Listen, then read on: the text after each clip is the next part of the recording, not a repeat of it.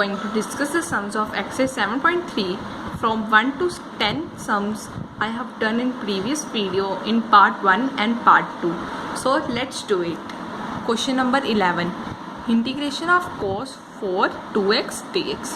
हम cos 4 2x को ऐसे लिख सकते हैं ना, integration of cos square 2x उसकी होल की पावर स्क्वायर, ये तो फिर हमारे पास cos 4 2x बन जाएगा, तो हमने इसको ऐसे लिख लिया.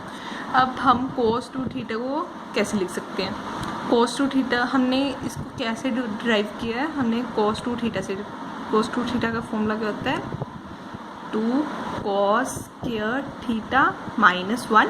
हम cos स्क्वायर थी 1 को इधर ले आए, यहाँ पर प्लस 1 क्या, cos 2 theta plus 1 equals to 2 cos square theta.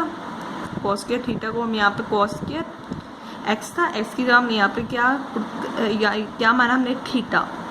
तो हमने थीटा cos के थीटा की यहाँ से वैल्यू क्या निकाली, cos 2 थीटा प्लस 1/2 को हम नीचे ले आए. हमारे थीटा के वैल्यू हमारे पास क्या थी, 2x. अब हम थीटा की जगह 2x फिल कर देंगे. cos square 2x equals to cos 2 theta की जगह हमने क्या पुट करना है, 2x प्लस 1/2. अब हम cos square 2x equals to cos 4x हो गया, क्योंकि 2 को हमने 2 के साथ मल्टीप्लाई किया, 4x प्लस 1/2. अब हम इसकी इंटीग्रेशन करेंगे. Integration of 1 plus cos 4x/2, क्योंकि हमने cos 2 स्क्वायर था साथ में इसके ऊपर, तो हमने इसके ऊपर स्क्वायर भी था लगा दिया. अब हम इसे सॉल्व करेंगे. इंटीग्रेशन 1/2 का स्क्वायर किया, 1/4 आ गया, हमने इसे बाहर ले लिया क्योंकि ये कांस्टेंट था. फिर हमने इंटीग्रेशन की 1 प्लस cos 4x का whole square dx. a plus B square का फॉर्मूला क्या होता है, a square plus B square plus 2ab और साथ में dx हमने अप्लाई कर दिया. 1/4 तो हमारे पास वैसे ही बाहर आ जाएगा. अब हमने इसको सेपरेटली इंटीग्रेशन करनी है. 1/4 integration of 1 dx integration of cos square 4x dx plus 2 बाहर ले लिया क्योंकि ये कांस्टेंट था. Integration of cos 4x dx की हमने सेपरेटली इंटीग्रेशन करनी है. बाहर ले लेंगे और इसे सेपरेटली इंटीग्रेशन हमने कर दी, साथ में सेपरेटली कर दिया. अब हम 1 dx को इसे ले लेंगे. पहले हम इसे सॉल्व करेंगे. हम cos स्क्वायर 4x, ये हमारी थीटा क्या है हमारे पास 4x. हमने cos स्क्वायर थीटा का अपना फॉर्मूला क्या निकाला था, cos 2 थीटा प्लस 1/2. हमने थीटा की जगह यहाँ पर क्या पुट कर देना, 4x. अगर हमने थीटा की जगह यहाँ पर 4x पुट कर दिया, हमारे पास 8x प्लस 1/2. ऐसे ही हमारे पास आ गया cos 8x प्लस 1/2. हमारे पास कॉन्स्टेंट था तो हम इसे बाहर ले आए. प्लस 2 हम cos 4x dx को ऐसे लिख देंगे और अब हम इंटीग्रेशन करेंगे. 1/4 बाहर था और x की हम 1 की इंटीग्रेशन क्या होगी, x प्लस 1/2. cos 8x की इंटीग्रेशन क्या होती है, sin 8x, और x के साथ जो होता है हम उसे नीचे लिख लेते हैं. 8 आ गया और x हमारे पास क्या था, 1 की इंटीग्रेशन होगी x और 1/2 को हम अंदर ले आए थे, तो ये नीचे 2 आ गया. प्लस 2 cos 4x की sin 4x और x के साथ 4 है तो हम नीचे 4 ले लेंगे. प्लस c आ गया. अब हम इसे सिंप्लीफाई करेंगे. हमने x वाली टर्म, हम 1/4 हमने इसमें से x वाली टर्म्स को सेपरेटली लिख लिया. x plus x/2 plus 1/16 8 sin 8x plus 1/2 sin 4x bracket close plus c. 1/4 हमने इन दोनों को सॉल्व किया तो 3x प्लस 3x/2 आ गया और plus 1/16 sin 8x plus 1/2 sin 4x plus c.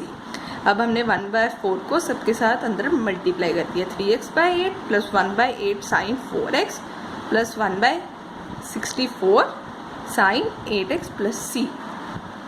अब हम करेंगे 12th some.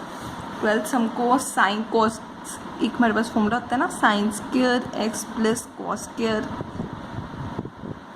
x equals to 1. हमने साइन स्क्वायर की इसमें से वैल्यू निकाल ली. साइन स्क्वायर की मैंने इसमें से क्या वैल्यू निकाली, 1 माइनस कॉस स्क्वायर x. हमने इसको ऐसे लिख लिया upon 1 plus cos x integration of dx. हम 1 माइनस कॉस स्क्वायर x को ऐसे लिख सकते हैं ना, 1 minus cos x bracket close plus 1 plus cos x upon 1 plus cos x. 1 plus cos x ये दोनों काटे गए और अब हम इसकी इंटीग्रेशन करेंगे. Integration of 1 minus cos x dx. 1 की इंटीग्रेशन क्या होती है, x. साइन कॉस x की इंटीग्रेशन क्या होती है, sine x minus sine x plus c. That is the answer. अब हम करेंगे 13 sum. Integration of cos 2x minus cos 2 alpha upon cos x minus cos alpha dx। हमारे पास cos 2 theta का फॉर्मूला था 2 cos स्क्वायर x माइनस 1। अब हमारे पास यहाँ पर cos 2x है, तो हम यहाँ पर थीटा को x के साथ रिप्लेस कर देंगे, 2 cos स्क्वायर x माइनस 1। अब हम cos 2x को यहाँ पर पुट कर देंगे, ये हमने यहाँ इंटीग्रेशन के साथ cos 2x को हम यहाँ क्या पुट करेंगे, 2 cos स्क्वायर x माइनस 1, हम माइनस का बार है और cos रूट थीटा की जगह अल्फ़ा है, तो हम इसको क्या पुट करेंगे, 2 cos square alpha minus 1 dx upon cos x minus cos alpha. Integration of 2 cos square x minus 1, minus को हम अंदर ले आए, minus 2 cos square alpha, minus को हम अंदर ले आए, यहाँ पर प्लस 1 क्या, plus 1 upon cos x minus cos alpha dx। अब हमने ये तो हमारे 1 1 तो कट गए, तो हमारे पास यहाँ पर एक integration of 2 cos square x minus 2 cos square alpha upon cos x minus cos alpha dx। हमने 2 बार लिया है क्योंकि ये कॉमन निकल रहा था इनके बीच में से, तो ये आ गया 2 integration of cos x minus cos square alpha upon cos x minus cos alpha dx। अब हम cos square x minus cos alpha को लिख सकते हैं ना, cos x plus cos alpha plus cos x minus cos alpha, क्योंकि A square minus B square का formula होता है a plus B bracket close a minus B, तो हमने यहाँ पर ये अप्लाई किया है, ये तो हमारे पास कट के। अब हम इनकी इंटीग्रेशन 2 बार है और integration of cos x plus cos alpha plus c, 2 cos x की इंटीग्रेशन क्या होती है sin x, और cos अल्फ़ा तो हमारे पास कॉन्स्टेंट है, तो हमारे पास ब्रैकेट के अंदर तो ये कॉन्स्टेंट है तो बाहर आ जाएगा, तो ब्रैकेट के अंदर इंटीग्रेशन में करेगा 1 की इंटीग्रेशन क्या होगी, x plus C, that is the answer. Integration of cos x minus sine X dx upon 1 plus sine 2x। अब हम integration of cos x minus sine X upon 1 plus sine 2x का formula क्या होता है, 2 sine x cos x dx। अब हम इसके बाद क्या स्टेप करेंगे, integration of cos x minus sine X, हम 1 को क्या ले सकते हैं, cos square x plus sine square x plus 2 sine x cos x dx। और हम integration of cos x minus sine X dx, इसका ये क्या फॉर्मूला बन रहा है, a प्लस b का होल स्क्वायर का फॉर्मूला बन रहा है, तो cos x plus sine square का होल स्क्वायर का फॉर्मूला बन रहा है, क्योंकि इसका फॉर्मूला था a square plus b square plus 2ab, तो हमारे पास ये फॉर्मूला बन रहा था, इस फॉर्म में हमने लिख लिया फॉर्मूला। और अब हम cos साइन x को डिलीट कर लेंगे, cos x की डिफरेंशिएशन क्या होगी, sine x plus sine x की डिफरेंशिएशन होगी cos x dx is equal to dt। ये हमारी ऊपर वाली बन गई, तो हमने इसको dt पुट कर दिया, cos x को और sin x को हमने क्या लेट किया था t, साथ में स्क्वायर था तो t स्क्वायर आ गया, और हम t को ऊपर ले आए, t माइनस 2।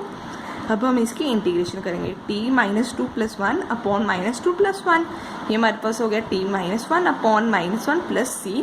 अब हम t माइनस 1 था, हम माइनस 1 को माइनस ये वाला माइनस हम बाहर ले आए, और t माइनस 1 को हम 1/t लिख सकते हैं, प्लस c आ गया। और हमने t को क्या लेट किया था, cos x plus sine x minus upon cos x plus sine x plus c। अब हम करेंगे 15 sum. Integration of tan cube 2x secant 2x dx। हम tan cube integration of tan cube 2x को क्या लिख सकते हैं, tan square 2x tan 2x secant 2x। अब हम ये तो हमने स्प्लिट कर दिया tan क्यूब 2x को, tan square x tan square 2x और tan 2x ने स्प्लिट कर दिया।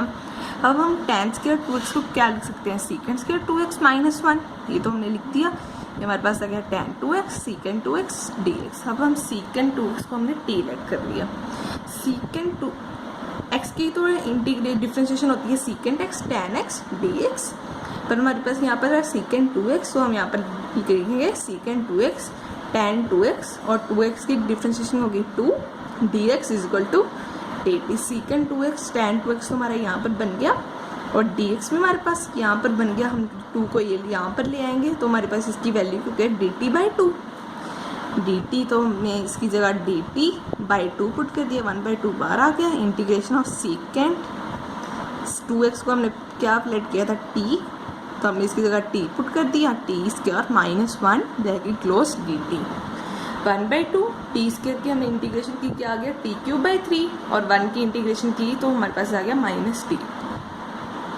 तो हमने t की जगह हमने क्या पुट करना है secant 2x, 1/2 secant cube 2x upon 3 minus secant 2x plus c। अब हमने 2 को नीचे ब्रैकेट के साथ मल्टीप्लाई कर दिया, 1/6 secant cube 2x minus 1/2 secant 2x plus c, that is the answer. And now I know